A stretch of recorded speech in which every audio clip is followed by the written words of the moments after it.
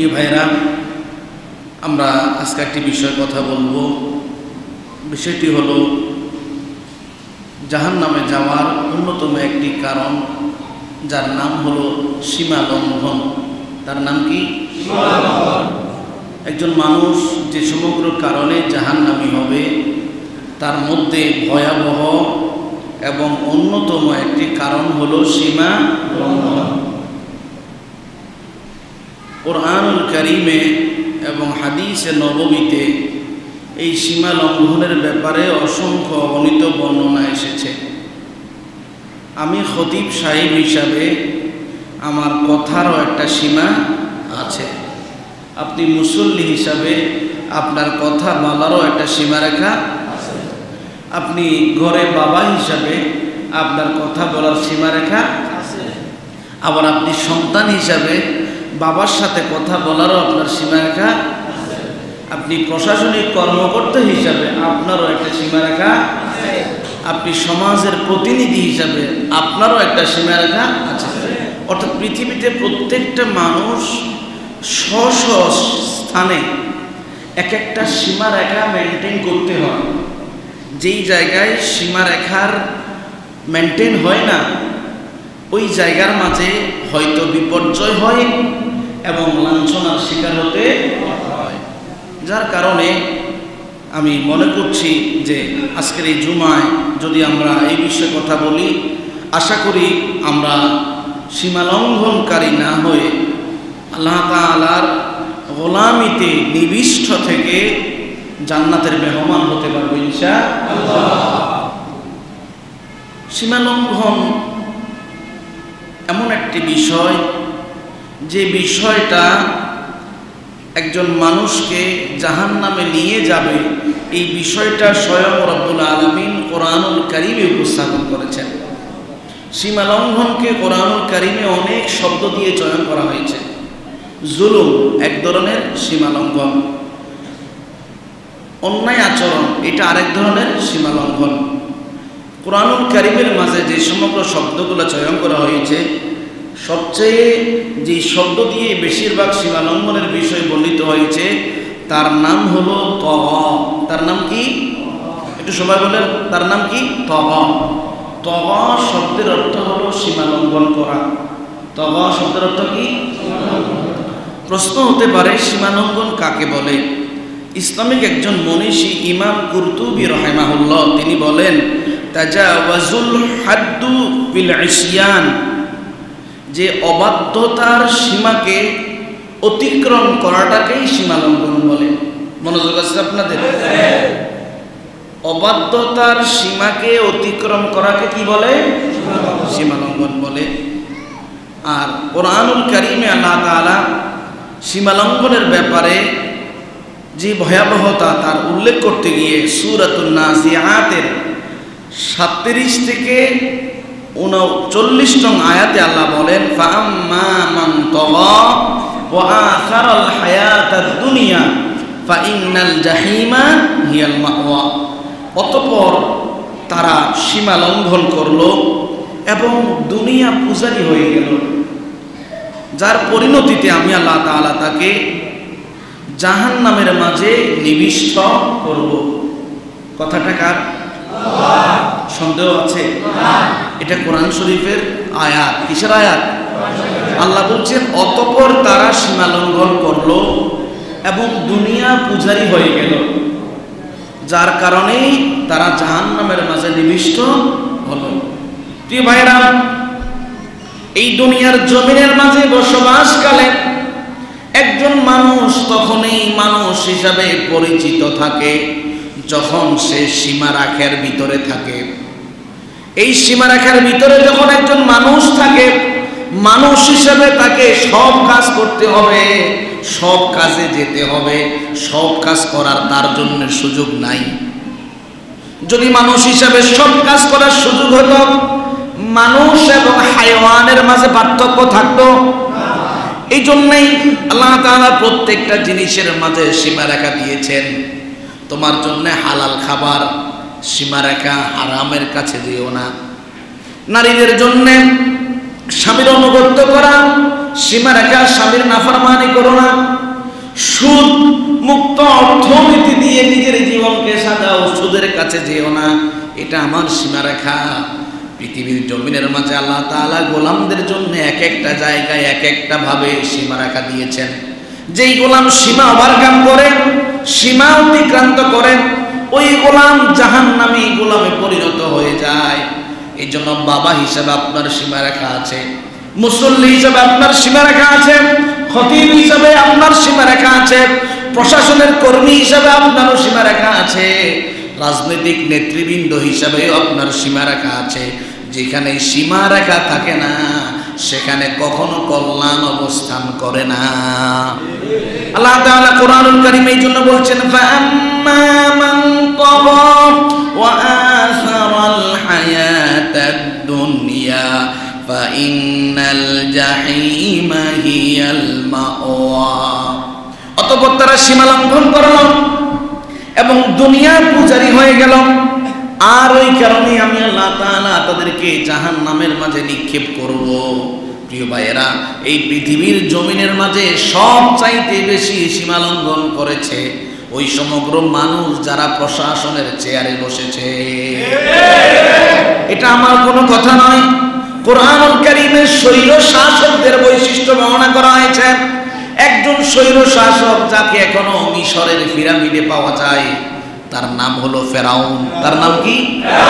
আল্লাহ তাআলা এই ফেরাউনের ব্যাপারে বলছেন সূরাতুত তাহা এর 43 থেকে 44 নং আয়াত, ইযহাবা ইলা ফিরআউনা ইন্নাহু তাগা ফাকুলা লাহু কওলান লাইয়িনা লাআল্লাহু ইয়াতাযাক্কারু আও ইয়াখশা। আল্লাহ তাআলা বলছেন, ইযহাবা, তোমরা দুজন যাও। মূসা আলাইহিস সালাতু ওয়াস সালাম এবং হারুন আলাইহিস সালাতু ওয়াস সালামকে আল্লাহ তাআলা বললেন, ও মূসা, হারুন, তোমরা উভয়ে ফেরাউনের কাছে যাও, কেননা ফেরাউন রাজত্বের মসনদে বসে সীমা অতিক্রম করেছে। ফাকুলা লাহু কওলান লাইয়িনা, যেহেতু ক্ষমতার চেয়ারে আছে, তার সাথে তোমরা গিয়ে নরম ভাষায় দ্বীনের দাওয়াত দাও। লাআল্লাহু ইয়াতাযাক্কারু আও ইয়াখশা, আশা করতে পারি তোমাদের কথাই সে উপদেশ গ্রহণ করবে এবং তোমাদের রব আল্লাহকে ভয় করবে। কোরআনুল কারীমে সূরাতু ইউনূসের 90 নং আয়াতে আল্লাহ তাআলা বলছেন, ওয়াজাওয়াজনা বিবানি ইসরাঈলাল বাহরা فأتبعهم فرعون وجنوده بغيا وعدوا حتى إذا أدركه الغرق قال آمنت أنه لا إله إلا الذي آمنت به بنو إسرائيل وأنا من المسلمين। আল্লাহ তাআলা বলছেন, আমি আল্লাহ তাআলা বনু ইসরাইলদেরকে সমুদ্র পার করিয়ে দিলাম। স্বৈর শাসক ফেরাউন এত বেশি সীমা লঙ্ঘন করেছিল, জনপদের মাঝে মূসা এবং তার সাথীদেরকে আর থাকতে দিল না। মূসা এবং তার সাথীরা পালিয়ে বেড়াচ্ছেন। এক পর্যায়ে যখন দরিয়ার সামনে চলে গেলেন, আল্লাহ বললেন, ওয়াজাওয়াজনা, আমি রব সমুদ্রের মাঝে রাস্তা তৈরি করে মূসা এবং তার সাথী বনি ইসরাইলকে সমুদ্র পার করিয়ে দিলাম। ফাআতবাআহুম ফিরআউন ওয়া জুনুদুহু বাগিয়া ওয়া আদওয়া, কিন্তু ফেরাউন এবং তার সৈন্যবাহিনী এত বেশি সীমা লঙ্ঘন করেছিল, তারা মনে করেছে রাস্তা তো হয়ে গিয়েছে, এই মুহূর্তে গিয়ে তাদেরকে শেষ করে দেওয়া যাবে। মূসা এবং তার সাথীদের পিছনে পিছনে তারাও রওনা করলো। হাত্তা আদরাকাহুল গরক ক্বালা আমানতু আন্নাহু লা ইলাহা ইল্লাল্লাযী আমানাত বিহি বানু ইসরাঈল। কিন্তু সে যেহেতু আমার সীমা অতিক্রম করেছেন, নির্যাতন নিষ্পীড়ন এত বেশি করেছে, আমি আল্লাহ তাআলার কসম তার জন্য অবধারিত হয়ে গিয়েছে। সে যখন সমুদ্রের মাঝে চলে গেল, আমি আল্লাহ তাআলা তাকে পানি দিয়ে ডুবাতে শুরু করলাম। সে বলল, লা ইলাহা ইল্লাল্লাযী আমানাত বিহি বানু ইসরাঈল। আল্লাহ, আমি এই মুহূর্তে আপনার প্রতি ঈমান আনতেছি, আপনি ছাড়া আর কেউ নাই। মুসা এবং তার সাথীরা আপনার প্রতি যে ঈমানটা এনেছে, আমিও একই ঈমান আনলাম। আমি তো মুসলমান, আমাকে একটু বাঁচান। বাঁচানো হবে? আর বাঁচানো হবে? মৃত্যুর সময় সবাই মুসলমান হয়ে যায়। মৃত্যুর সময় সবাই কি হয়ে যায়? খেয়াল করেন, অনেক হয়তো ভুল বুঝবেন। মৃত্যুর সময় সবাই কি হয়ে যায়? যখন মৃত্যুর যন্ত্রণা শুরু হয়ে যায়, হাজারো চিৎকার করে, আযাব থেকে বাঁচার মতো কোনো পথ যখন খুঁজে পায় না, তখন গোলাম বুঝতে পারে, আহা, যে রবের নাফরমানি করেছি, মুসলমান হওয়া ছাড়া কোনো আর গতি নাই। এই জন্য মৃত্যুর সময় তাওবা করলে তাওবা কবুল হবে না। তাওবা করতে হবে হায়াতে, সুস্থ অবস্থায়, স্থিরতার সময়ে, ইবাদত করতে পারবেন এমন সময়, থাকাকালীন সময়ে তাওবা করা লাগবে। তাহলে ফেরাউন এবং তার বাহিনী সীমা কি করেছিল? অতিক্রম। পৃথিবীতে আল্লাহর যত মাখলুক আছে, কোন মাখলুক তার রবের সীমা অতিক্রম কোনদিন। চাঁদ আগে এসে না এসে সূর্য এসেছে এমন ঘটনা পেয়েছেন? কোনদিন রাত না এসে রাতের সময় দিন, দিনের সময় রাত এমন পেয়েছেন? কিয়ামত পর্যন্ত কোনদিন পাবেনও না। কেননা তারা কার বিধান মানে? সমগ্র সৃষ্টিজীব কখনো আল্লাহর বিধানের সীমা লঙ্ঘন করে না। আল্লাহ তাআলা কোরআনুল কারীমে সূরাতুল ইয়াসিনের 40 আয়াতে বলছেন, লাশ-শামসু ইয়ামবাগি লাহা আন তুদরিকাল কমারা ওয়ালাল লাইলু সাবিকুন নাহার ওয়া কুল্লুন ফি ফালাকিন ইয়াসবাহুন। ও দুনিয়ার মানুষ শোনো, কোনদিন সূর্যের ক্ষমতা নেই চন্দ্রকে নাগালে আনার, চন্দ্রের ক্ষমতা নেই সূর্যকে নাগালে আনার, রাতের ক্ষমতা নেই দিনকে অতিক্রম করার, দিনেরও ক্ষমতা নেই রাতকে অতিক্রম করার। ওয়া কুল্লুন ফি ফালাকিন ইয়াসবাহুন। প্রত্যেকে আপন জায়গায় রবের নির্দেশনা মোতাবেক ঘূর্ণমান থাকে, কেউ কখনো রবের সীমা অতিক্রম করে না। সমগ্র মাখলুক কার বিধান মানে? আল্লাহ। রবকে কখনো সীমা লঙ্ঘন করে না। শুধু তাই নয়, আপনি যদি সমুদ্রে যান, ইলিশ মাছ যেই পানিতে হয় সেটা হচ্ছে নোনা পানি। আবার সমুদ্রের মাঝে মিঠা পানিও আছে, হাজারো মোহনা আছে। মিঠা পানি এবং নোনা পানি, সমগ্র পানি মিশ্রিত হয়, একসাথেই চলে। কখনো কি সংমিশ্রণ পেয়েছেন? একটা গ্লাসে যখন শরবত বানানোর জন্য আপনি পানি নেন, চিনিও দেন, কিছু শরবতের উপাদানও দেন, সবগুলাকে মিক্সিং করলে একত্রিত হয়ে যায় কি যায় না? কিন্তু আল্লাহর কি কুদরত দেখেন, সমুদ্র কিভাবে আল্লাহর বিধান মেনে চলে। নোনা পানিও প্রবাহমান হচ্ছে, মিঠা পানিও প্রবাহমান হচ্ছে, একটার সাথে আরেকটা কখনো মিক্সিং হয় না। বিধান কার মানে? আল্লাহ তাআলা কোরআনুল কারীমে সূরাতুর রহমানের 19 থেকে 20 আয়াতে বলছেন, মারাজাল বাহরাইনি ইয়ালতাকিয়ানি বাইনাহুমা বারযাখুল লা ইয়াবগিয়ান। গোলাম রে, আমি আল্লাহ তাআলা মিঠা পানি নোনা পানি দুইটাকেই একসাথে আনি, একই নদী দিয়ে একই ভাবে চলে, কিন্তু আমি আল্লাহ তাআলা তাদের মাঝে একটা কুদরতের পর্দা দিয়ে দিয়েছি। হাজার মন, হাজার মিলিলিটার পানি যাওয়ার পরেও তারা কোনোদিন আমার সীমা অতিক্রম করে না। জি ভাইরা, শুধু তাই নয়, এই আসমান জমিনে যত বৃক্ষ তরুলতা, সাপ বিচ্ছু, যত ধরনের পিপিলিকা, যে সমগ্র মাখলুকাতের কথা আপনার ইলমে নাই, সমগ্র মাখলুকাত কার গোলামি করে? আল্লাহর সীমা কোন মাখলুক অতিক্রম করে না। আল্লাহ তাআলা কোরআনুল কারীমে সূরাতুর রা'দের 15 নং আয়াতে বলেন, ওয়ালিল্লাহি ইয়াসজুদু মান ফিস সামাওয়াতি ওয়াল আরদি তাওআন ওয়া কারহা ওয়া যিলালুহুম বিল গুদুই ওয়াল আসাল।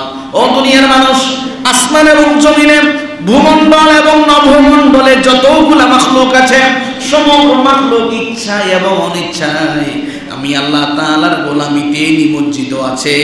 শুধু মাখলুক নয়, একটা মানুষেরও ছায়া আছে, একটা বৃক্ষেরও ছায়া আছে, একটা বস্তুরও ছায়া আছে। সমগ্র ছায়াও ইচ্ছায় অনিচ্ছায় রবের সীমা লঙ্ঘন করে না, রবের গোলামি করে। সুতরাং সীমা লঙ্ঘন হলো অন্যায়ের সীমাকে অতিক্রম করা। সীমা লঙ্ঘন কি? অন্যায়ের সীমাকে কি করা? প্রিয় ভাইয়েরা, এই পৃথিবীতে সর্বপ্রথম সীমা লঙ্ঘন করেছিল একজন ভাই আমাদের, তার নাম কি? কাবিল। তার নাম কি? এই কাবিল সর্বপ্রথম সীমা লঙ্ঘন করেছিল। আল্লাহ তাআলা কোরআনুল কারীমে সূরাতুল মায়েদায় ২৭ নং আয়াতে বলেন, ওয়াতলু আলাইহিম নাবাআ বানাই আদামা বিল হক إذ قربا قربانا فتقبل من أحدهما ولم يتقبل من الآخر قال لأقتلنك قال إنما يتقبل الله من المتقين। আল্লাহ তাআলা বলছেন, হে রাসূল, আপনি আপনার উম্মতদের মাঝে সত্য সহকারে আদম আলাইহিস সালামের সন্তানদের কোরবানির ঘটনা বর্ণনা করুন। আল্লাহর নির্দেশে আদম আলাইহিস সালামের সন্তানেরা কোরবানি দিল। একজনের কোরবানি কবুল হলো, আর একজনের কোরবানি কবুল হলো না। যার কোরবানি কবুল হলো না, কবুল করার মালিককে আল্লাহ। আল্লাহ কবুল করে না, এই জন্য সে সীমা লঙ্ঘন করে তার ভাই যার কোরবানি কবুল হয়েছে তাকে বলল, লা আকুতুলান্নাকা, আমি তোমাকে হত্যা করব। কবুল করো না আল্লাহ, সুতরাং তুমি আমাকে হত্যা করবে। এটা সীমা লঙ্ঘন। এটা কি? প্রিয় ভাইয়েরা, তাহলে আমরা বুঝলাম সীমা লঙ্ঘনটা কি? অবাধ্যতার সীমাকে অতিক্রম করাটাই হচ্ছে কি? সীমা লঙ্ঘন। অবাধ্যতার সীমাকে অতিক্রম করা কি? মনোযোগ আছে আপনাদের? সামনে যে কথাগুলো বলবো, কোনো প্রকার কাউকে আঘাত, কাউকে খোঁচা দেওয়ার উদ্দেশ্যে কোনো কথা নয়। আল্লাহর কসম, আল্লাহর কালাম হাতে নিয়ে বলি, আমরা যখন এই মজলিসে বসি কাউকে খোঁচা দেওয়ার জন্য কথা বলি না। মনোযোগের সাথে সমাজ বিনির্মাণে, সমাজটা সুন্দর হওয়ার আশায়, নিজেকে সংশোধন করার আশায় এই বাণীগুলো শুনবেন। আমি 14টা সীমা লঙ্ঘনের ধরন উল্লেখ করবো। কয়টা? এবং আমাদের করণীয়তা কি সেই বিষয়টা বলবো। মনোযোগ থাকবে আপনাদের? 1 নম্বর সীমা লঙ্ঘন হলো আল্লাহ তাআলার প্রতি ঈমান না আনা। আল্লাহ তাআলার প্রতি কি না আনা? আমরা তো সবাই ঈমানদার, দেখেছেন অনেকেই পিছনে নিল, সন্দেহ আছে মনে ঈমান নেই। সবাই ঈমানদার তো এখানে, কোনো বিধর্মী তো আসে না। প্রিয় ভাইয়েরা, আল্লাহর প্রতি ঈমান না আনা এটা সীমা লঙ্ঘন। আল্লাহ তাআলা কোরআনুল কারীমে সূরাতুন নিসা এর 170 নং আয়াতে বলেন, ইয়া আইয়ুহান নাসু ক্বাদ জাআকুমুর রাসূলু বিল হাক্কি মির রাব্বিকুম ফাআমিনু খায়রাল লাকুম ওয়া ইন তাকফুরু ফাইন্না লিল্লাহি মা ফিস সামাওয়াতি ওয়াল আরদ ওয়া কানা আল্লাহু আলীমান হাকীমা। আল্লাহ তাআলা বলছেন, ইয়া আইয়ুহান নাস, ও দুনিয়ার মানুষ। কোন মুসলমানকে উল্লেখ, কথা বলেন, কোন মুসলমানকে উল্লেখ? ইয়া আইয়ুহান নাস, ও দুনিয়ার মানুষ, ক্বাদ জাআকুমুর রাসূলু বিল হাক্কি মির রাব্বিকুম, রবের পক্ষ থেকে তোমাদের কাছে সত্য কিতাব কোরআন নিয়ে রাসূল চলে এসেছেন। তোমরা ওই রাসূলের প্রতি ঈমান আনো, এটাই হবে তোমাদের জন্য কল্যাণকর। যদি তোমরা রাসূলকে সীমা লঙ্ঘন করে অস্বীকার করো, তবে শুনে রাখো, আসমান এবং জমিনে যা আছে সব আল্লাহর গোলামি করে। তোমার মতো সলিমউদ্দিন কলিমউদ্দিন রবের গোলামি না করলে কিছু আসে যায় না। ওয়া কানা আল্লাহু আলীমান হাকীমা, আল্লাহ মহাজ্ঞানী এবং প্রজ্ঞাময়। কোরআনুল কারীমে সূরাতুল হাজর 39 থেকে 50 নং আয়াতে আল্লাহ তাআলা বলছেন, কুল ইয়া আইয়ুহান নাসু ইন্নামা আনা লাকুম নাযীরুম মুবিন ফাল্লাযীনা আমানু ওয়া আমিলুস সালিহাতি লাহুম মাগফিরাতাও ওয়া রিজকুন কারীম। হে রাসূল, আল্লাহ রাসূলকে বলছেন, হে রাসূল আপনি দুনিয়ার সব মানুষদেরকে বলে দিন, ইন্নামা আনা লাকুম নাযীরুম মুবিন, ও দুনিয়ার মানুষেরা তোমাদের জন্য আমি এসেছি একজন সুস্পষ্ট সতর্ককারী হিসাবে। সুতরাং তোমরা আল্লাহর প্রতি মানানো নেক আমল করো, তোমাদের সব গুনাহ আল্লাহ মাফ করে দেবেন এবং তোমাদেরকে দুনিয়াতে সম্মানজনক রিজিক প্রদান করবে।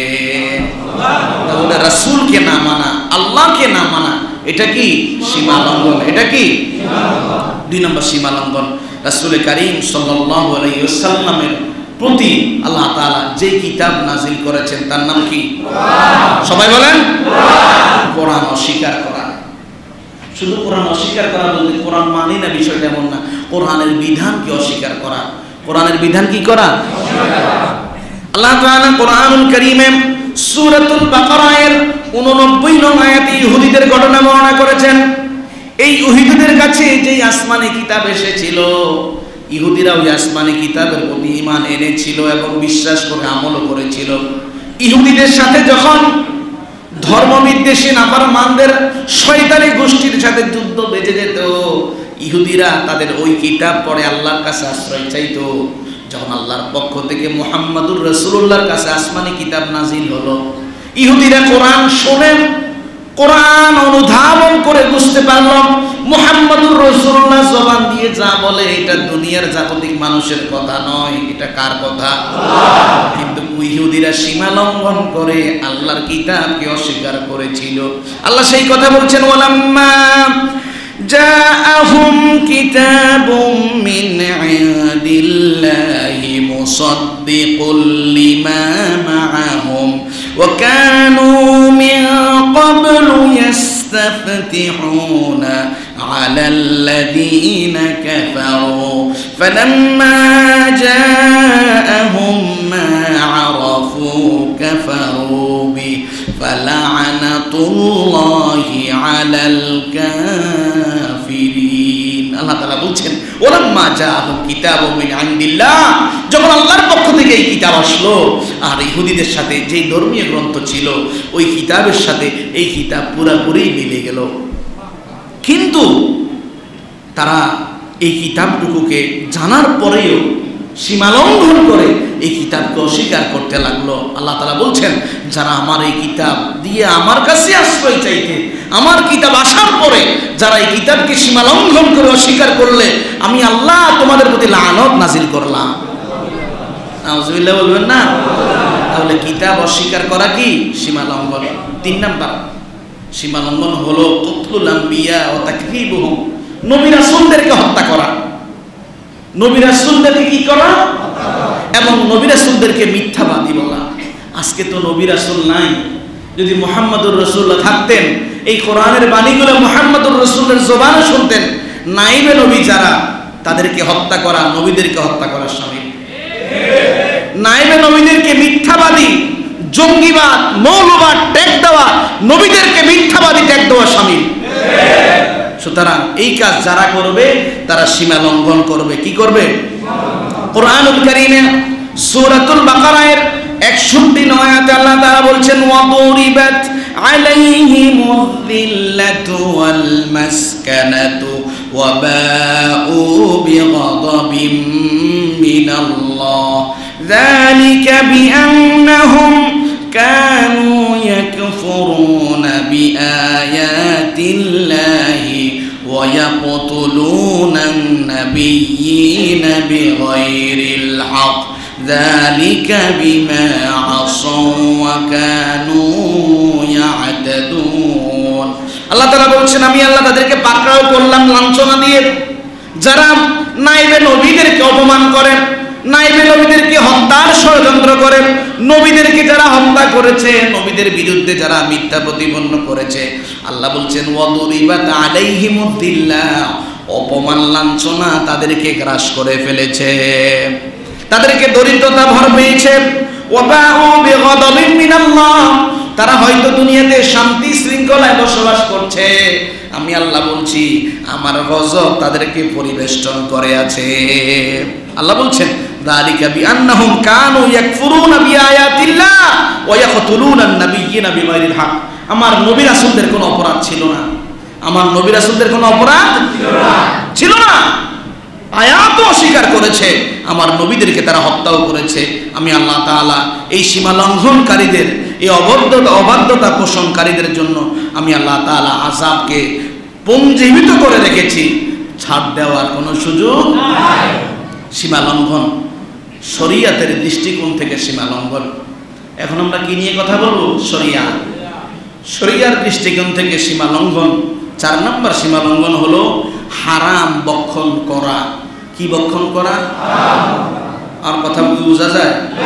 হারাম দুই ভাবে হয়, পদ্ধতিগত হারাম, বস্তুগত হারাম। পদ্ধতিগত হারাম মানে হারাম ইনকাম, একেবারে সোজা কথা। বস্তুগত হারাম মানে হারাম বস্তু। কুত্তা খাওয়া কি হালাল? কথা বলেন, কুত্তা খাওয়া হালাল? শুয়োর খাওয়া হালাল? মৃত পানি খাওয়া হালাল? আল্লাহর নাম নিয়ে জবাই করা হয় না এমন পশু খাওয়া কি হালাল? সুতরাং যেটা হালাল এটা খাওয়া বৈধ, যেটা হারাম এটা খাওয়া নিষিদ্ধ। হারামে যাওয়াটা সীমা লঙ্ঘন। হারামে যাওয়াটা কি? কথা কি বোঝা যায়? খেয়াল করেন, আল্লাহ তাআলা কোরআনুল কারীমে সূরাতুল বাকারার 172 থেকে 173 নং আয়াতে বলছেন, ইয়া আইয়ুহাল্লাযীনা আমানু কুলু মিন তাইয়্যিবাতি মা রাযাকনাকুম ওয়াশকুরু লিল্লাহি ইন কুনতুম ইয়্যাহু তা'বুদুন। ইয়া আইয়ুহাল্লাযীনা আমানু, ও ঈমানদাররা, আপনারা কারা?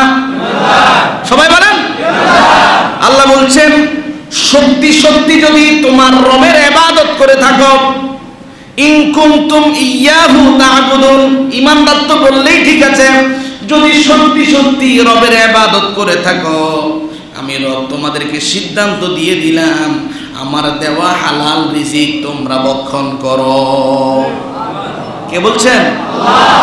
আল্লাহ তাআলা বলছেন ইন্নামা হারামা আলাইকুমুল মাইতাতা ওয়াদ-দামা ওয়া লাহমাল খিনজিরি ওয়া মা উহিল্লা বিহি লিগাইরিল্লাহ ফামান ইযতুররা গায়রা বাগhin ওয়া লা আদিন ফালা ইসমা আলাইহি ইন্নাল্লাহা গফুরুর রহিম। আমি আল্লাহ তাআলা তোমাদের জন্য হালাল করলাম, তোমাদের জন্য নিষিদ্ধ করে দিলাম মৃত প্রাণী, পশুর রক্ত, শুয়োর এবং আমার নামে জবাইবিহীন যেই পশুগুলা হয়ে থাকে ওই সমগ্র পশুর গোশত তোমাদের জন্য আমি আল্লাহ তাআলা ভক্ষণ করা হারাম করে দিলাম। তবে শুনে নাও, এমন একটা জায়গায় গেলাম যেই জায়গায় তোমার জন্য জান বাঁচানো ফরজ হয়ে গিয়েছে, কোনো খাবার তোমার সামনে নাই, ওই সময় যদি হারাম খাবারগুলা খেয়ে থাকো জান বাঁচানোর শর্তে, তোমার জন্য কোনো গুনাহ হবে না, কেননা ওই জায়গায় তুমি নিরুপায় হয়ে খেয়েছো, তোমার পক্ষ থেকে সীমা লঙ্ঘন হয় নাই।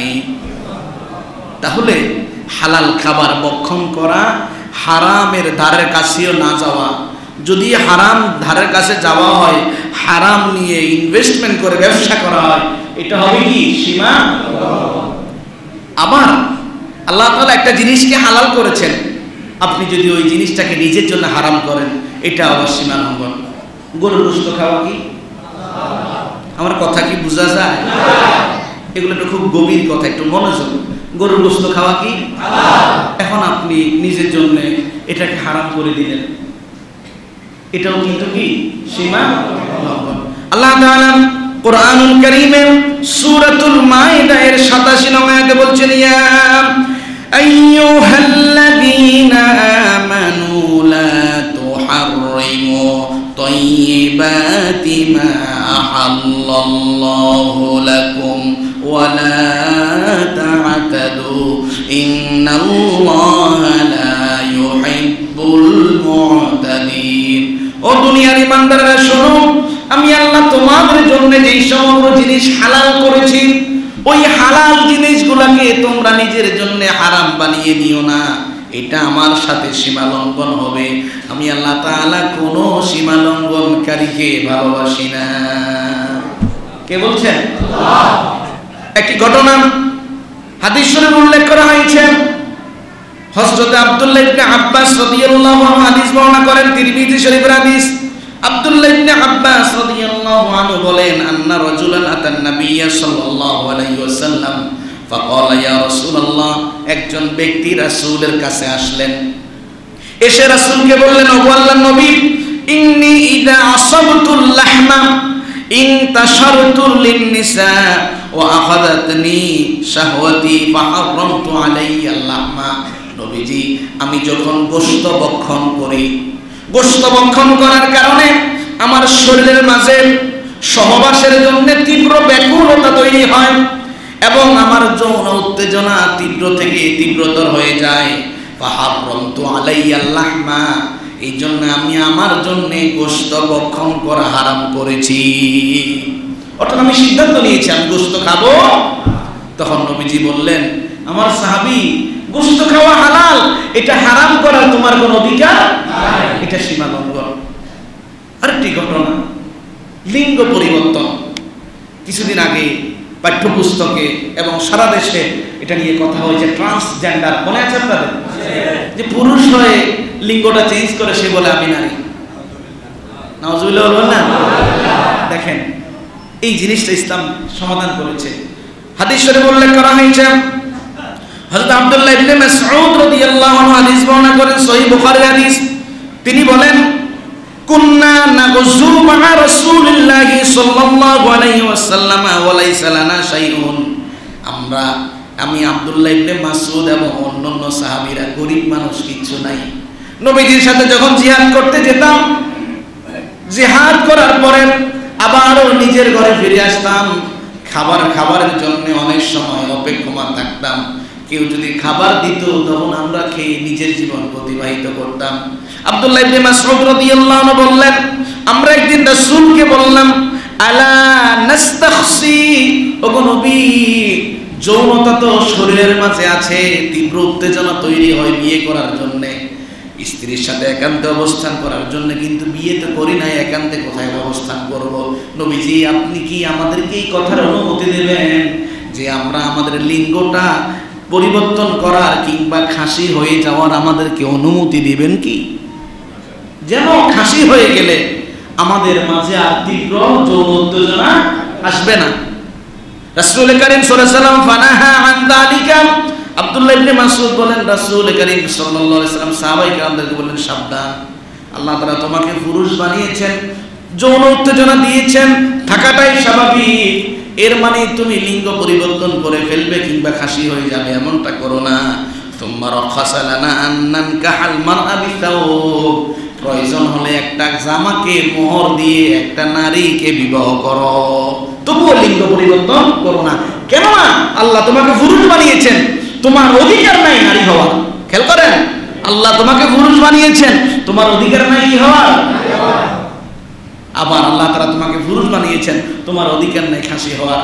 যে সমগ্র মানুষেরা এই জিনিসগুলোকে প্রমোট করছে, যদি ইসলামী হুকুমত থাকতো, এই সমস্ত মানুষরূপী জানোয়ারগুলোকে ধরে থানায় নিয়ে আমাদের বাহিনীরা পিটিয়ে পিটিয়ে জিজ্ঞাসা করতো এদের পিছনে কে আছে। এটা সীমা লঙ্ঘন, এটা করা যাবে না। আরেকটি সীমা লঙ্ঘন ধরন, সেটি হলো ইবাদতের ক্ষেত্রে বাড়াবাড়ি। আল্লাহ তাআলা আপনাকে ঘুম দিয়েছেন, আপনাকে শ্রম করার জন্য সময় দিয়েছেন। আপনার উচিত নয় আমি সারা রাত নামাজ পড়ব, সারা দিন রোজা রাখবো, আমি বিবাহ করব না। অনেক মানুষ আছে না এরকম? এটাও কিন্তু সীমা লঙ্ঘন। হাদিস শরীফে উল্লেখ করা হয়েছে, হযরত আনাস বিন মালিক রাদিয়াল্লাহু আনহু হাদিস বর্ণনা করেছেন, সহিহ বুখারী শরীফের হাদিস। হযরত আনাস রাদিয়াল্লাহু আনহু বললেন, জাআ সালাসু রাহতিন ইলা বুয়ুতি আজওয়াজিন নবী সাল্লাল্লাহু আলাইহি ওয়াসাল্লাম, তিনজন মানুষের একটা দল রাসূল করিম সাল্লাল্লাহু আলাইহি ওয়াসাল্লামের বাড়িতে গেলেন। গিয়ে রাসূল করিম সাল্লাল্লাহু আলাইহি ওয়াসাল্লামের বিবিদেরকে জিজ্ঞেস করলেন, রাসূল কারীম সাল্লাল্লাহু আলাইহি ওয়াসাল্লাম সারা দিনে এবং রাতে কেমন ইবাদত করে। নবীজির বিবিরা রাসূলের ইবাদতের বর্ণনা দিলেন। বর্ণনা শোনার পরে ওই তিনজন মানুষ একে অপরে বলা বলি করতে লাগলেন, আইনা নাহনু মিনান নবী ওয়া ক্বাদ গফারা লাহু মা তাকদ্দামা মিন যামবিহি ওয়া মা তাআখার। কোথায় আমরা, কোথায় রাসূল? রাসূলের জীবনে কোনো গুনাহ নাই, রাসূলের সামনের এবং পিছনের সব গুনাহ মাফ করে দেওয়া হয়েছে। আমরা কোনোদিন রাসূলের পর্যায়ে যেতে পারবো না। তিনজনে বলা বলি করতে লাগলেন। একজনে বললেন, উসল্লি লাইলা আবাদা, আজকে থেকে আমি সারা রাত নামাজ পড়বো। আরেকজন বললেন, আসুমু দাহরা ওয়ালা উফতার, আমি সারা দিন রোজা রাখবো, আবার সারা রাত আল্লাহর গোলামি করব, বছরের মাঝে কোনো দিন আমি রোজাবিহীন থাকবো না। তৃতীয়জন বললেন, আনা আতাআজিলুন নিসা ফালা তাযাওয়াজু আবাদা, আমি নপুংস হয়ে যাব, নিজেকে খাসি বানিয়ে ফেলবো, যৌন উত্তেজনা আমার মাঝে তৈরি হবে না, বিবাহ করারও আমার প্রয়োজন হবে না, তাহলে আমি বেশি বেশি ইবাদত করতে পারবো। হযরত আনাস ইবনে মালিক বলেন, ফাজা রাসূলুল্লাহ সাল্লাল্লাহু আলাইহি ওয়াসাল্লাম ইলাইহা, এরই মাঝে রাসূল কারীম সাল্লাল্লাহু আলাইহি ওয়াসাল্লাম তাদের সামনে এসে গেলেন। এসেই বললেন, আনতুমুল্লাযী কুলতুম কাযা ওয়া কাযা, তোমরাই কি সেই লোক যে তোমরা এই সমস্ত কথাগুলো বলেছিলে? এবার ভয় পেয়ে গেলেন, সর্বনাশ, মনে হয় যেন সীমালঙ্ঘন হয়ে গিয়েছে। নবীজি বললেন, আমা আল্লাহ ইন্নী লা আখশাকুমুল্লাহ ওয়া আতকাকুম লাহ, তোমাদের চাইতে আমি নবী আল্লাহকে ভয় করি, আমার ভয়ে আমার তাকওয়ার পরিমাণ পৃথিবীর কোন মানুষ কোন নবীর তাকওয়ার সমান হবে না। নবীজি বললেন, ওয়ালাকিন আসুমু আফতুরু, আমি রোজা রাখি, আবার মাঝে মাঝে রোজা ছাড়িয়ে একটানা রোজা রাখি না, ওয়া আরকুদু, আমি সালাত আদায় করি, ওয়া তাযাওয়াজুন নিসা, আমি বিবাহ করেছি, আমার সন্তান আছে, ফামান রাগিবা আন সুন্নতি ফালাইসা মিন্নি, যে আমার সুন্নত এইগুলাকে ছেড়ে দিল সে আমার উম্মত হতে পারলো না। সুতরাং সারা রাত নামাজ পড়া, সারাদিন রোজা রাখা, বিয়ে না করে চিরকুমার থাকা, এটা সীমা লঙ্ঘন। এটা কি কথা কি বোঝা যায়? 5 নম্বর সীমা লঙ্ঘন, অপচয় করা। কি করা? আল্লাহ তাআলা কোরআনুল কারীমে সূরাতুল আ'রাফের 31 নং আয়াতে বলছেন, কুলু ওয়াশরাবু ওয়া লা তুসরিফু ইন্নাল্লাহা লা ইউহিব্বুল মুসরিফিন। দুনিয়ার মানুষেরা রিজিক দিয়েছি খাও, রিজিক দিয়েছি পান করো, তবে সাবধান, অপচয় করো না, খাবার নষ্ট করো না। যারা খাবার খেতে বসে খাবার অপচয় করে নষ্ট করে, আমি আল্লাহ তাআলা ওই অপচয়কারীকে কখনো ভালোবাসি না। কোরআনুল কারীমে সূরাতুল বনী ইসরাঈলের 27 নং আয়াতে আল্লাহ তাআলা বলেন, ওয়ালা তুবাযযিরু তাবযীরা ইন্নাল মুবাযযিরিনা কানু ইখওয়ানাশ শায়াতিন। কশিন কালেও কোনো কিছুতেই তোমরা অপচয় করবে না। কে বলছেন? আল্লাহ বলছেন, ইন্নাল মুবাযযিরিনা কানু ইখওয়ানাশ শায়াতিন, যারা অপচয় করে তারা হচ্ছে শয়তানের ভাই। কার ভাই? শয়তানের ভাই। শয়তান কি সীমা লঙ্ঘনকারী না? এই জন্য অপচয় করা যাবে না। সীমা লঙ্ঘনের 6 নম্বর ধরন হলো ক্ষমতার অপব্যবহার করা। ক্ষমতা অপব্যবহার করা। আল্লাহ তাআলা আপনাকে ক্ষমতা দিয়েছেন, সম্পদশালী বানিয়েছেন, আল্লাহ তাআলা আপনাকে সমাজে সম্মানিত করেছেন, আল্লাহ তাআলা আপনাকে একটা দায়িত্ব প্রাপ্ত করেছেন। ওই জায়গায় আপনাকে একটা সীমারেখা আছে, সীমা লঙ্ঘন করার কোনো কি নাই, সুযোগ নাই। সূরাতুল কাসাসের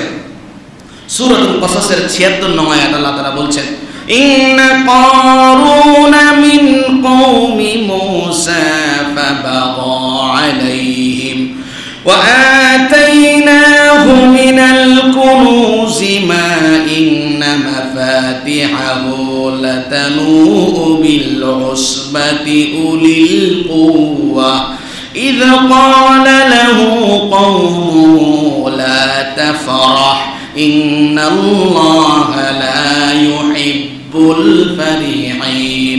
আল্লাহ তাআলা বলছেন, কারুন ছিল মূসা আলাইহিস সালামের যুগের মানুষ। কারূনকে আল্লাহ তাআলা ক্ষমতাশীল বানিয়েছেন।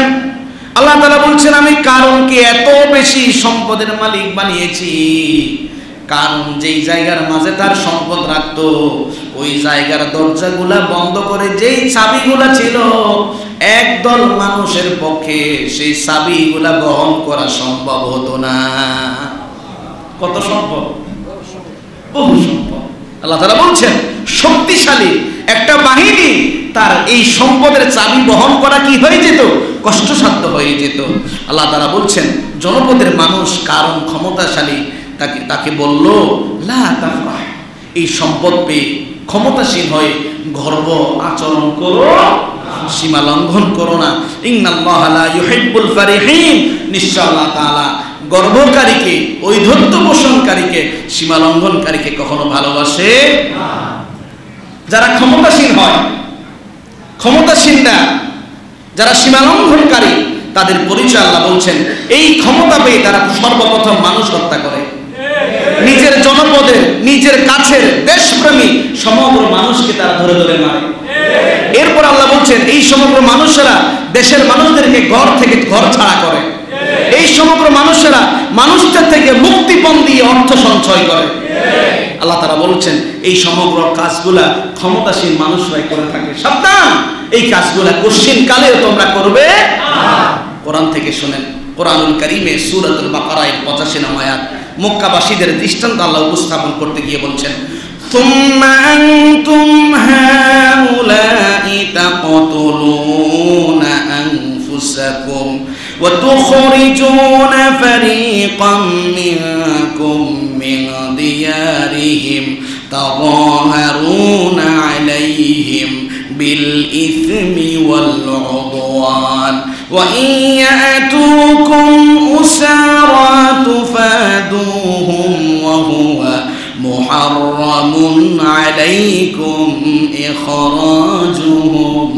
আল্লাহ তাআলা মক্কার মানুষদেরকে বলছেন যারা মুসলমানদেরকে নিজের আত্মীয় হওয়ার পরে, নিজের ঘরের মানুষ হওয়ার পরে, নিজের এলাকায় জন্ম নেওয়ার পরে, তার বংশ পরিচয়, জন্ম পরিচয় জানার পরে যারা নিজে মুসলমান হওয়ার কারণে আরেকজন ভাইকে হত্যা করেছে, আল্লাহ বলছেন তোমরা ওই সমগ্র মানুষ।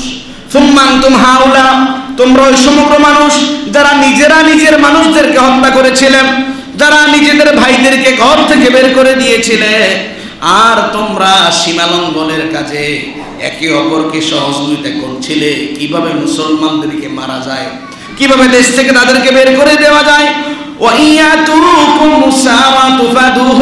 কোন মুসলমানকে যখন বন্দী করে তোমাদের সামনে আনা হতো তোমরা তার থেকে মুক্তিপণ আদায় করে নিতে।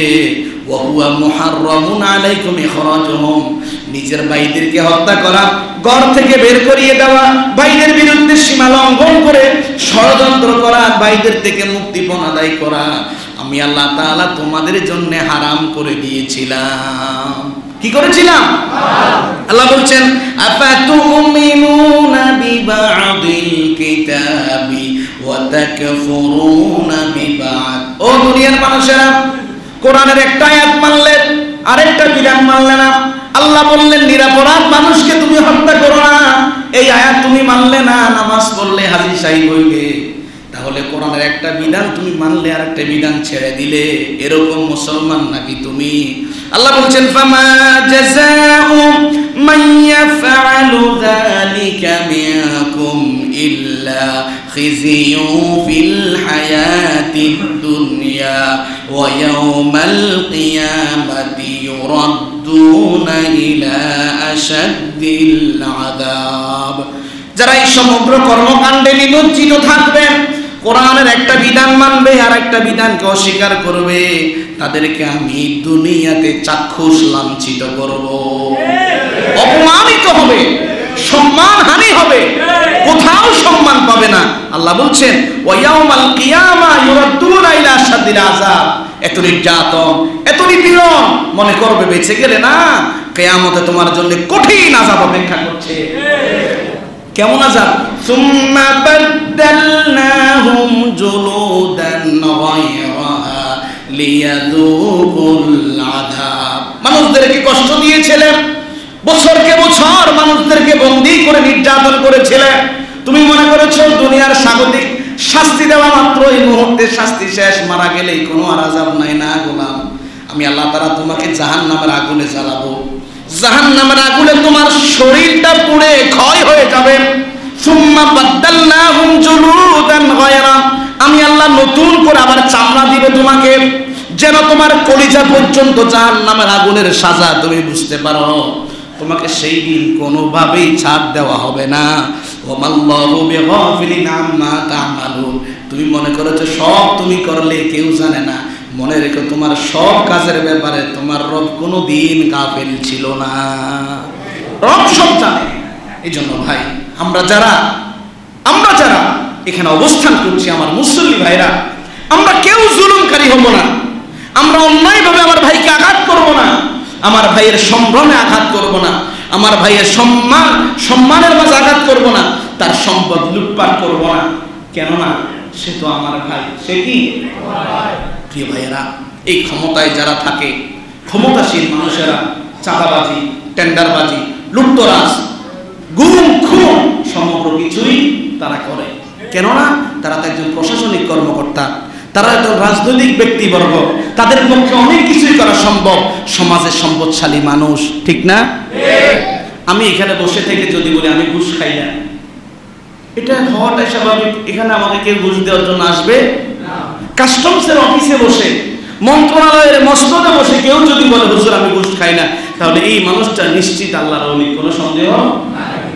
হাদিস শরীফ থেকে শুনেন, হযরতে আবি হুমায়দা সাঈদী রাদিয়াল্লাহু আনহু হাদিস বর্ণনা করেন। ভয়ঙ্কর এক হাদিস, গা শিহরিত হয়ে উঠবে, মনোযোগ, সহিহ বুখারীর হাদিস। তিনি বলেন, ইস্তাহমালা নবী সাল্লাল্লাহু আলাইহি ওয়াসাল্লাম রাজুলান মিনাল আজদি ইউকালু লাহু ইবনুল লুতবিয়া আলা সাদাকা। নবী সাল্লাল্লাহু আলাইহি ওয়াসাল্লাম যাকাতের অর্থ, মনোযোগ আছে আপনাদের, যাকাতের অর্থগুলা তুলে আনার জন্য বনু আজদ গোত্রের ইবনে লুতবা নামক একজন ব্যক্তিকে দায়িত্বে নিযুক্ত করলেন। নামটা কি? ইবনে লুতবা। মনোযোগ, নামটা কি? ইবনে লুতবাকে নবীজি দায়িত্বে নিযুক্ত করলেন যে আমার রাষ্ট্রের এই সম্পদগুলা, যাকাতের অর্থগুলা তুমি কি করবে? এনে আমার কাছে মদিনার রাষ্ট্রে কি করবে? জমা দিবে। ইবনে লুতবা যাকাতের অর্থ আনার জন্য চলে গেলেন। যেহেতু উনি একজন বর্তমানে উনি একজন প্রশাসনিক কি কর্মকর্তা, খেয়াল করেন, বর্তমানে উনি কি প্রশাসনিক কর্মকর্তা। যখন তিনি সেখানে গেলেন, সেখানে গিয়ে যাকাতের মাল আনলেন। ফালাম্মা কদিমা ক্বালা হাযা লাকুম ওয়া হাযা উহদিয়া লাকুম। এসে রাসূলকে বললেন, ইয়া রাসূলুল্লাহ, এটা হলো যাকাতের সম্পদ, এটা হলো আমার উপহার। মনোযোগ আছে আপনাদের? খুব মনোযোগ। এটা হলো যাকাতের অর্থ, এটা হলো আমার। আল্লাহর নবী মুহাম্মদুর রাসূলুল্লাহ সাল্লাল্লাহু আলাইহি সাল্লাম ইবনে লুতবার মুখ থেকে এই কথা শোনা মাত্রই সাহাবা আজমাইনের সামনে মসজিদে নববীতে দাঁড়িয়ে গেলেন।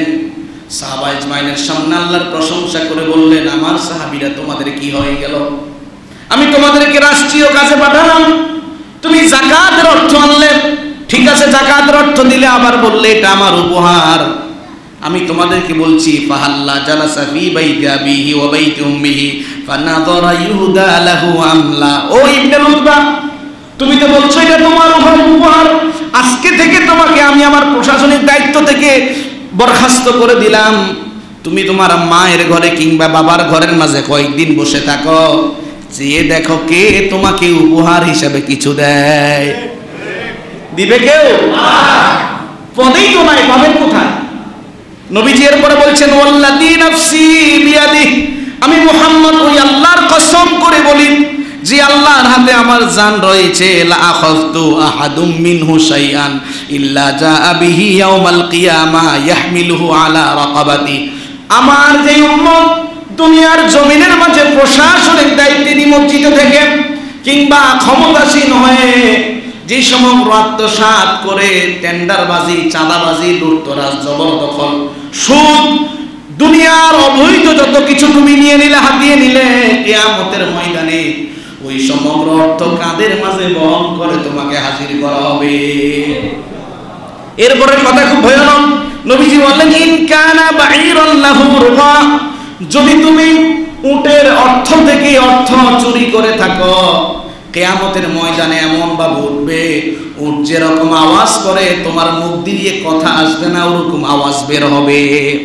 আও বাকারা লাহা খুরার, তুমি যদি গরুর অর্থ থেকে অর্থ চুরি করে থাকো, তোমার মুখ দিয়ে কোনো আওয়াজ আসবে না, হাম্বা হাম্বা বের হবে। আও শাতা, যদি ছাগল থেকে অর্থ চুরি করে থাকো, তাহলে তোমার মুখ দিয়ে ছাগলের ন্যায় শব্দ বের হবে। ফারাফা ইয়াদাই, নবীজি গরুর উপরের দিকে হাত বাড়ালেন এবং বললেন আল্লাহুম্মা শাহাদ, আল্লাহুম্মা শাহাদ, আল্লাহুম্মা শাহাদ। ও আল্লাহ তুমি সাক্ষী থেকো, ও আল্লাহ তুমি সাক্ষী থেকো। সাহাবায়ে কেরাম তোমরাও সাক্ষী থেকো, আমি তোমাদের কাছে আমার বাণী পৌঁছিয়ে দিয়েছি। যে মানার মানবে, যে না মানার না মানবে, কিয়ামতের ময়দানে কিন্তু সমগ্র লুটের টাকা কাঁধে করে উঠা লাগবে। এই জন্য ভাইজান আমাদেরকে সতর্ক হওয়া লাগবে। দেশ সুন্দর হওয়ার জন্য, দেশ শৃঙ্খলায় থাকার জন্য কোনো কিছুর প্রয়োজন নাই, আপনি নিজে ঠিক হন। কোনো কিছুর প্রয়োজন না, আপনি কি ঠিক হন? নিজে ঠিক হন, দেখবেন সমাজ সুন্দর হয়ে যাবে। আল্লাহ তাআলা আমাদেরকে তৌফিক দিন, সকলে বলি আমিন। 9 নম্বর 7 নম্বর সীমা লঙ্ঘন হলো মীমাংসিত বিষয়ে সীমা লঙ্ঘন করা।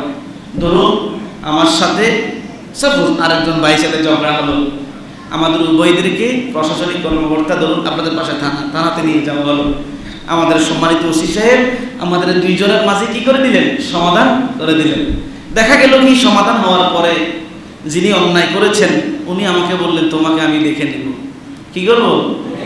দেখেন বিষয়টা কি হয়ে গেছে, সমাধান হয়ে গেছে।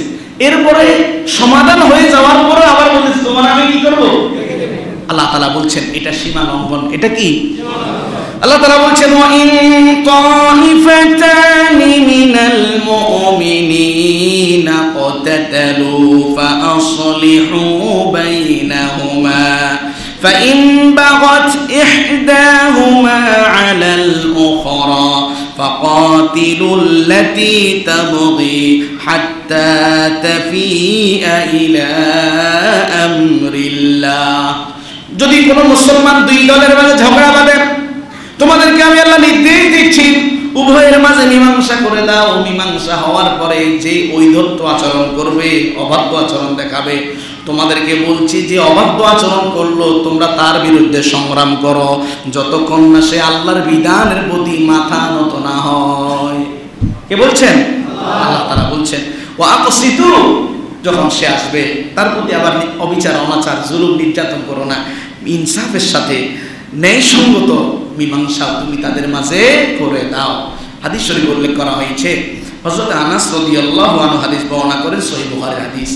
একবার সাহাবায়ে কেরাম রাসূলকে বললেন ইয়া রাসূলুল্লাহ, মুনাফিক আব্দুল্লাহ ইবনে উবাইয়ের কাছে যদি আপনি যেতেন মনে হয় এই মানুষটা হেদায়েত আসতো। রাসূল কারীম সাল্লাল্লাহু আলাইহি সাল্লাম নিজের গাদা ছিল, কঙ্করময় রাস্তা ছিল, তো নবীজি নিজের গাদাটার উপর বাহনে আরোহণ করে আব্দুল্লাহ ইবনে উবাইয়ের কাছে গেল, পিছনে সাহাবায়ে আজমাইন ছিল। আব্দুল্লাহ ইবনে উবাইয়ের কাছে যাওয়ার পরে আব্দুল্লাহ ইবনে উবাই রাসূল কারীম সাল্লাল্লাহু আলাইহি সাল্লামকে কটাক্ষ করে বললেন যে মুহাম্মদ ইলাইকা আন্নী, তুমি তো আমার থেকে দূরে থাকো কেন? ওয়াল্লাহি লাকাদ আদানি তানতা হিমারা, তুমি যে গাদায় চড়ে এসেছো এটার দুর্গন্ধ আমাকে কষ্ট দিচ্ছে।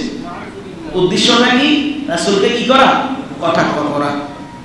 যখন সে এই কথাটা বলল, একজন আনসারী সাহাবী বললেন ওয়াল্লাহ লা হিমারু রাসূলিল্লাহ আতইয়াবু রিহাম মিনকা, হে মুনাফিক আব্দুল্লাহ ইবনে উবাই, তোমার দুর্গন্ধের চাইতেও এই গাদার গন্ধটা অনেক সুন্দর।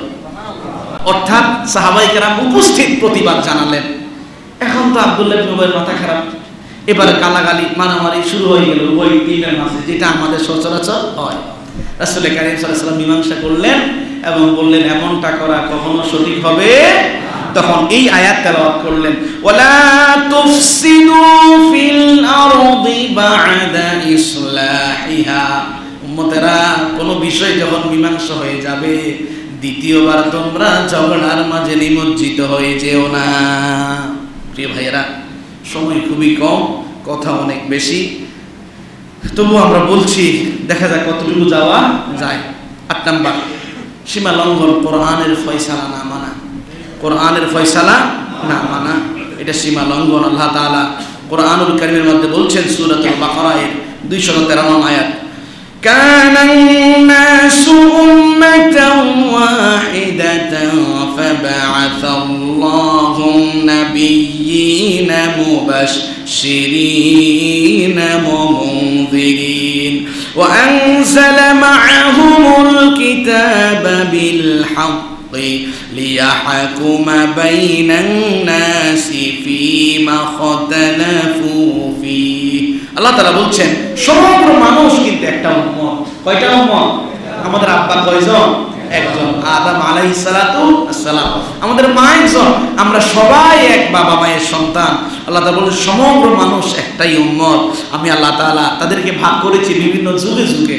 আমরা শেষে এসেছি, আমাদের আগে অন্যান্য নবী রাসূলের উম্মতরা এসেছেন। প্রত্যেকের কাছে সুসংবাদ এবং দুঃসংবাদের কিতাব কোরআন এসেছে।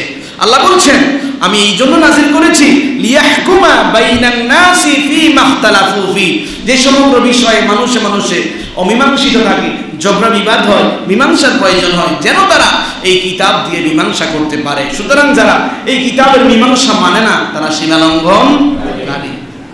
আল্লাহ তাআলা মাত্র সূরাতুল মাইদার 50 নং আয়াতে বলছেন আফা হুকমাল জাহিলিয়াতি ইয়াবগুন ওয়া মান আহসানু মিনাল্লাহি হুকমান লিকওমিন ইউকিনুন।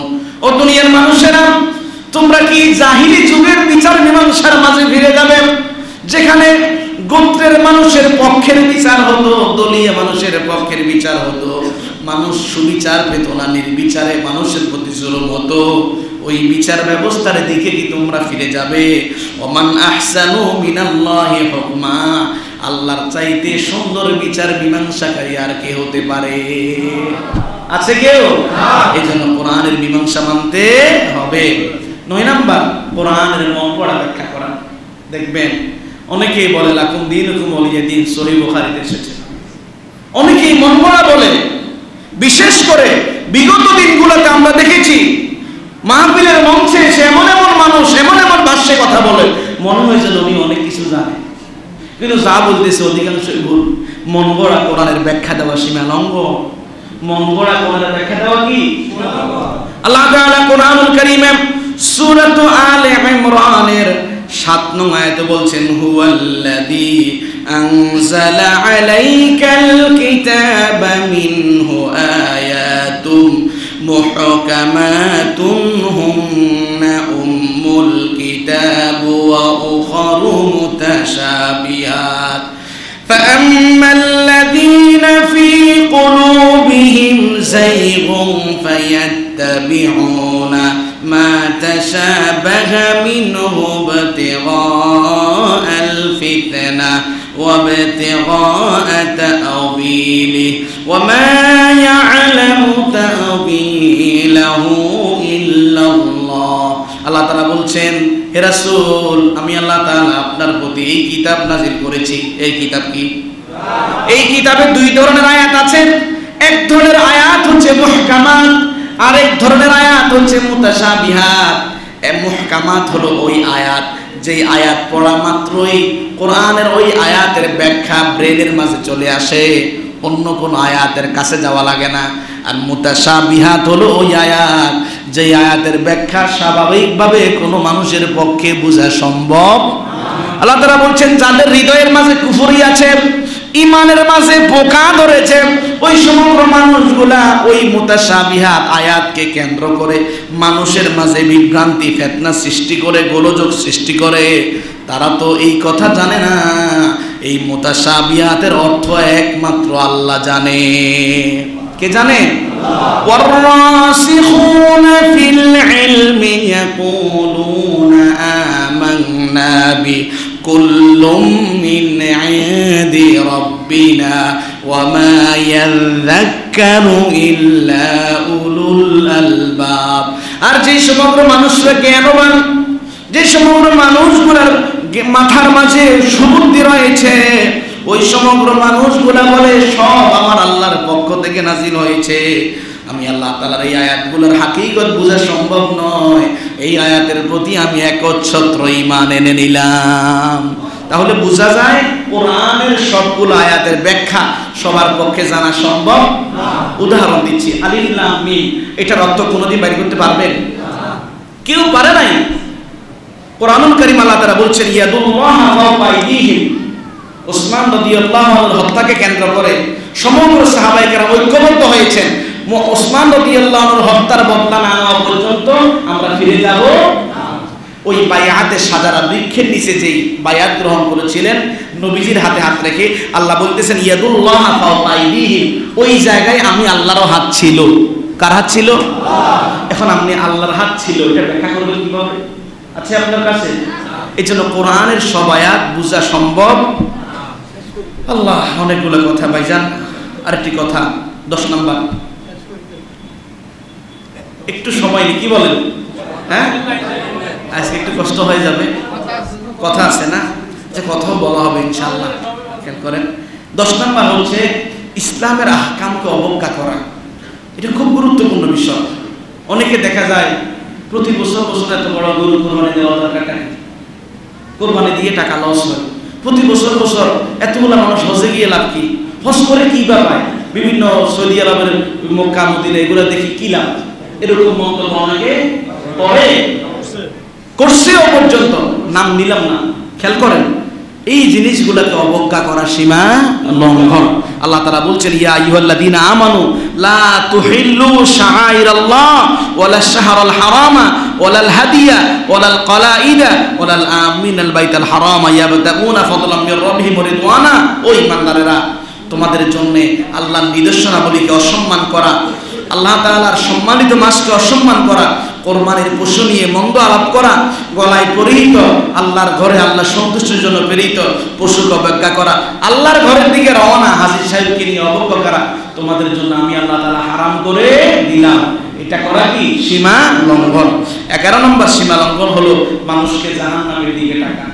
ভাইজান, আপনিও নামাজ পড়েন না, আর একজন মানুষ নামাজ পড়তে আসলো, আপনিও তারে দিলেন না, এটা সীমা লঙ্ঘন। আপনি দেখে জাহান্নামের দিকে ডাকলেন। তবে অধিকাংশ মানুষ জাহান্নামে যায় রাজনৈতিক নেতৃবৃন্দের কারণে। আমার কথা মাইন্ড করেন না, এটা আল্লাহর কথা। অধিকাংশ মানুষ জাহান্নামের দিকে যায় কোথার কারণে? রাজনৈতিক নেতৃবৃন্দের কারণে। আল্লাহ তাআলা বলছেন সূরাতুল কসাসের 40 থেকে 41 নং আয়াত, ফাআখাযনাহুম ওয়া জুনুদুহু ফানাবাযনাহুম ফিল ইয়াম্মি ফানদুর কাইফা কানা আকিবাতুল যালিমিন। আল্লাহ তাআলা বলছেন ফেরাউনকে আমি অনেক শক্তিশালী বানিয়েছিলাম। আমি আল্লাহ তাআলা তার ঔদ্ধত্যপূর্ণ আচরণের কারণে তাকে এবং তার সৈন্যবাহিনীকে সমুদ্রের মাঝে নিক্ষেপ করলাম। আমার বনি ইসরাইলের সমগ্র মানুষ দেখেছে তাদের পরিণতির অবস্থাটুকু।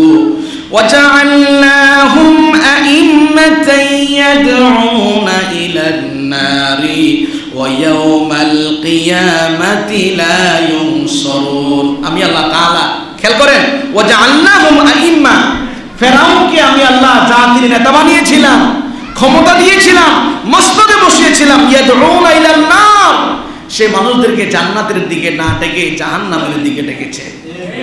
এমন ক্ষমতাশালী ছিল, সে বলতো হে মিশরের মানুষ, আমি ছাড়া তো এই মিশরে ইবাদত করার কেউ নাই, তোমরা আমার ইবাদত করো।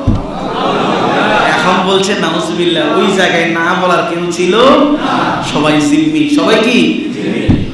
এই জন্য ভাই, আমরা যেই মতাদর্শ পালন করি না কেন, খেয়াল করতে হবে আমি যেন জাহান্নামের পথের পথিক না হয়ে যাই। ভাইজান, শেষ করব কিভাবে? কষ্ট লাগছে, যাও শেষ করি। অনেকগুলো কথা ছিল, 12, 13, 14 এবং আমাদের করণীয়তা কি। আগামী জুমা বললে তৃপ্ততা আসবে না, সংক্ষিপ্ত আকারে বলি।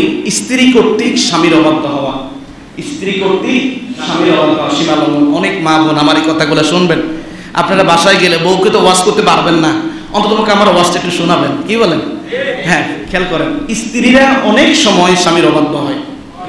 আল্লাহ তাআলা বলছেন আর রিজালু কাওয়ামুনা আলান নিসা, পুরুষরা হচ্ছে নারীদের নেতৃত্ব দেবে, পুরুষরাই নারীদের অভিভাবক। ফাদ্দালাল্লাহু বা'দাহুম আলা বা'দ, বিভিন্ন ক্ষেত্রে আল্লাহ তাআলা নারীদের উপর পুরুষকে সম্মানিত করেছেন। ওবিমা আনফাকু মিন আমওয়ালিহিম, এই জন্যই পুরুষেরা নারীর জন্য তার সব সম্পদ ব্যয় করে। ফাসসালিহাত কানিতাত হাফিজাত লিল গায়বি বিমা হাফিজাল্লাহ, একজন নেককার নারী আল্লাহ এবং তার স্বামীর অনুগত্য করে, স্বামীর অবর্তমানে স্বামীর ঘরের হেফাজত করে, নিজের লজ্জাস্থানের হেফাজত করে। এই আয়াতটা নাজিল হওয়ার একটা কারণ ছিল, যে কারণটা বর্তমান সময়ের সাথে খুব মিল। সেটি হলো এই আয়াতটা নাজিল হয়েছিল নবী সাল্লাল্লাহু আলাইহি সাল্লামের একজন সাহাবী সাআদ ইবনে রবি রাদিয়াল্লাহু আনহুর ব্যাপারে।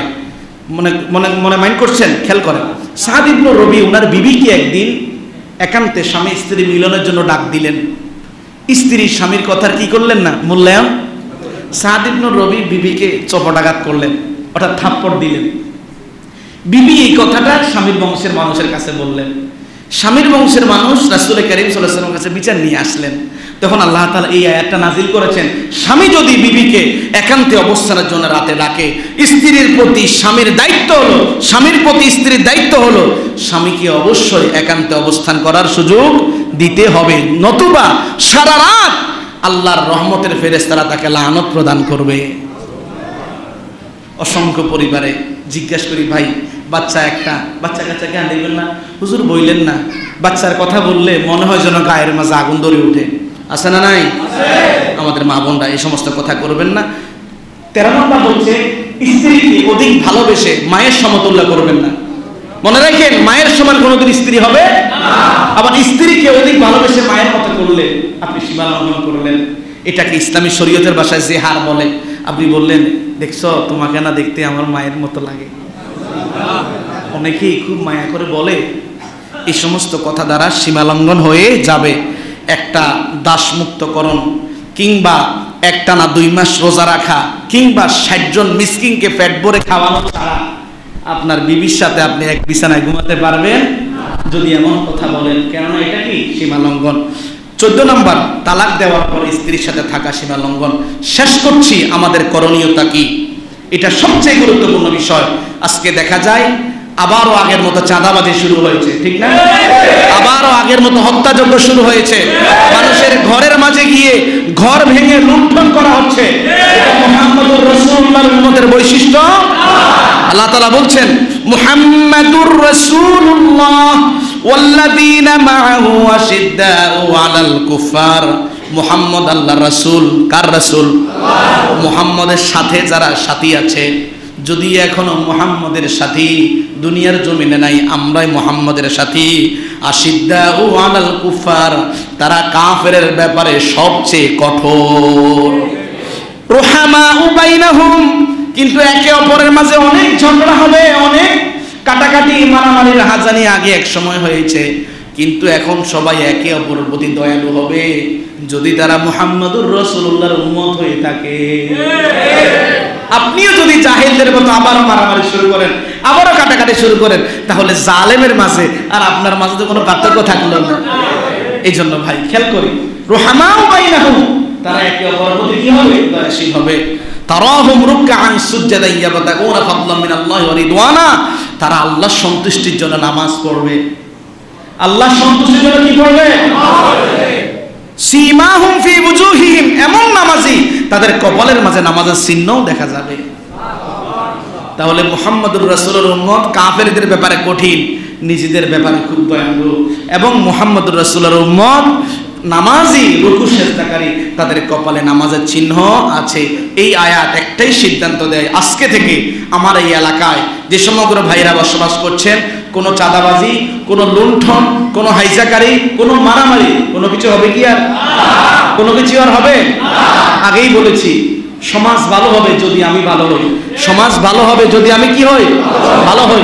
হাজারো স্লোগান দেওয়া যাবে, হাজারো মায়ের বুক খালি হবে, কিন্তু যদি আমার হাতে নিরপরাধ কোনো মানুষের কষ্ট হয়, আল্লাহর কাছে আমাকে অপরাধী বলে দাঁড়াতে হবে। আমাদের পুলিশ ভাইরা আছেন, আমাদের দায়িত্বশীল সমাজের রাজনৈতিক বৃন্দ আছেন, আপামর সমগ্র মানুষদেরকে আমি আমার কথা একভাবে বলছি, ভাই আমরা সকলেই ভাই, এই সমাজ, এই দেশটাকে আমরা সুন্দর করি, এই সমাজটাকে সমৃদ্ধিশালী করি। আগামীতে আমাদের সন্তানরা যেন একটা উন্মুক্ত পরিবেশে স্বাধীন চিত্তে বসবাস করে, যেন একটা সুন্দর সোনার বাংলা দিতে পারে।